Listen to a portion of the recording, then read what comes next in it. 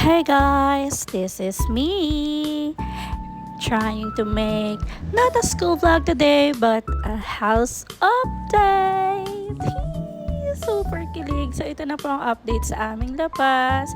May tiles na hanggang doon sa taas kasi pina-extend namin yan ng ganyan kataas kasi nga may abang yan for terrace kung sakaling magka-budget. So ito na yung mga halaman. Ang daming nawala. Nanenok na yung aking halaman. Nakakaloka. So ito naman yung sa labas. Meron na tayo. Ano ba tawag dyan? Basta yung harang na yan. Nakalimutan kong PVC. Ano ba to? Basta yan. Yung nakikita nyong yan. May harang na. Ayan. Kasi yan lang talaga yung side na pinalagyan namin ng harang. Kasi gusto ko makakapasok pa rin yung hangin.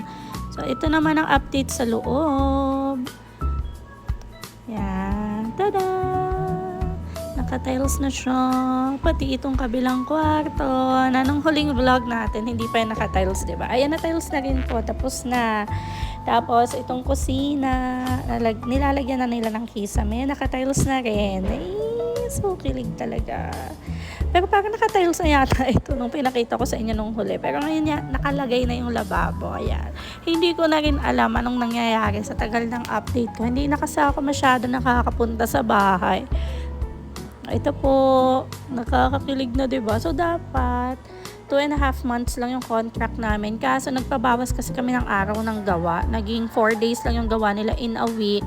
Dahil nga back to office na yung aking asawa. So ayan, medyo bumagal yung usad. So hanggang August pa bago matapos itong aming bahay.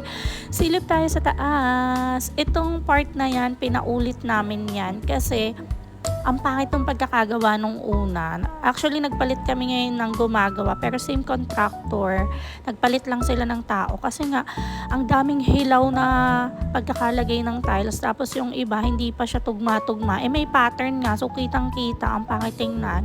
Tapos, ito na yung update natin sa ating extension sa taas, yung laan para sa built-in cabinet. Ayan, meron na rin siyang kisame. Pero syempre, ayusin pa yan. Pero may harang na siya. Tapos naka-flushing na rin yan. Nakapagpalagay na rin kami ng elastosil sa bubong para maayos. So yeah, that's it for today's video, guys. Thank you for watching. See you again on my next vlog. Bye!